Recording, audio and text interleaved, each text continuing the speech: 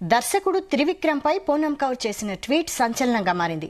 మా అసోసియేషన్లో త్రివిక్రమ్ మీద కంప్లైంట్ చేస్తే కనీసం అతన్ని ప్రశ్నించలేదు, యాక్షన్ తీసుకోలేదంటూ తాజాగా ట్వీట్ చేసింది. చర్యలు తీసుకోకపోగా ఇంకా ఎంకరేజ్ చేస్తున్నారంటూ పూనం కౌర్ మండిపడింది. అతని చర్యలు తన ఆరోగ్యాన్ని, సంతోషాన్ని నాశనం చేశాయని ట్వీట్లో పూనం కౌర్ ఆవేదన వ్యక్తం చేసింది.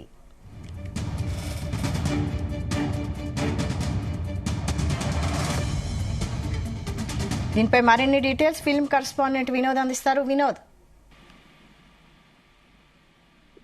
వైశాలి, టాలీవుడ్ ప్రముఖ డైరెక్టర్ త్రివిక్రమ్ శ్రీనివాస్ కి అలాగే సినిమా నటి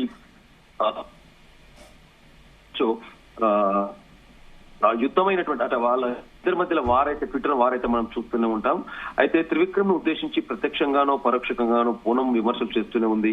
సినిమా అవకాశాల పేరుతో తనను మోసం చేసేందుకు ప్రయత్నించారని, కోరిక తీర్చకపోవడంతో ఇండస్ట్రీలో ఎదగకుండా తొక్కేశారనేది పూనం ఆరోపణలు చేస్తూనే ఉంది. అయితే ఆమె చేస్తున్నటువంటి ట్వీట్స్ పై త్రివిక్రమ్ ఇంతవరకు ఎప్పుడు స్పందించలేదు. కానీ ఇండస్ట్రీకి చెందినటువంటి కొంతమంది ప్రముఖులు మాత్రం నిజంగానే పూనం కౌర్ కి అన్యాయం జరిగిందంటారు. అయితే మరికొంతమంది ఏమో ఫేమ్ కోసమే ఇలాంటి ట్వీట్లు చేస్తున్నారంటూ కూడా విమర్శలు అయితే వస్తున్నాయి. అయితే పూనం మాత్రం తన పోరాటం ఇప్పటికీ కొనసాగిస్తూనే ఉంది. త్రివిక్రమ్ పై చర్యలు తీసుకోవాలని మూవీ ఆర్టిస్ట్ అసోసియేషన్ డిమాండ్ చేస్తూనే ఉంది. కానీ మూవీ ఆర్టిస్ట్ అసోసియేషన్ పట్టించుకోవట్లేదని పూనం ఫైర్ అవుతుంది. అయితే గత కొన్ని రోజులుగా ఇది రెగ్యులర్ గా తను ఎప్పటికప్పుడు ట్విట్టర్లతోనే సెటైర్లు వేస్తూనే ఉంది. అయితే తాజాగా మరోసారి మూవీ ఆర్టిస్ట్ అసోసియేషన్ పై తన అసంతృప్తిని వెల్లడిస్తూ పూనం ఒక సంచలనమైనటువంటి ట్వీట్ చేసింది వైశాలి. అయితే ఇండస్ట్రీలో ఎప్పుడైనా త్రివిక్రమ్ శ్రీనివాస్ పై నేను మూవీ ఆర్టిస్ట్ అసోసియేషన్ ఫిర్యాదు చేసి చాలా కాలం అయింది. కానీ ఇంతవరకు మూవీ ఆర్టిస్ట్ అసోసియేషన్ స్పందించలేదు. త్రివిక్రమ్ ని ప్రశ్నించడం గానీ, అతనిపై చర్యలు తీసుకోవడం గానీ జరగలేదు. నా జీవితాన్ని నాశనం చేసి, ఆరోగ్యంగా ఆనందంగా లేకుండా చేసినటువంటి అతన్ని ఇప్పటికీ ఇండస్ట్రీ పెద్ద మనిషిగానే ప్రోత్సహిస్తుందంటూ కూడా పూనం కౌర్ ట్వీట్ చేస్తారు. అయితే గతంలో కూడా పూనం కౌర్ ఇలాంటి ట్వీట్స్ చాలా చేసింది.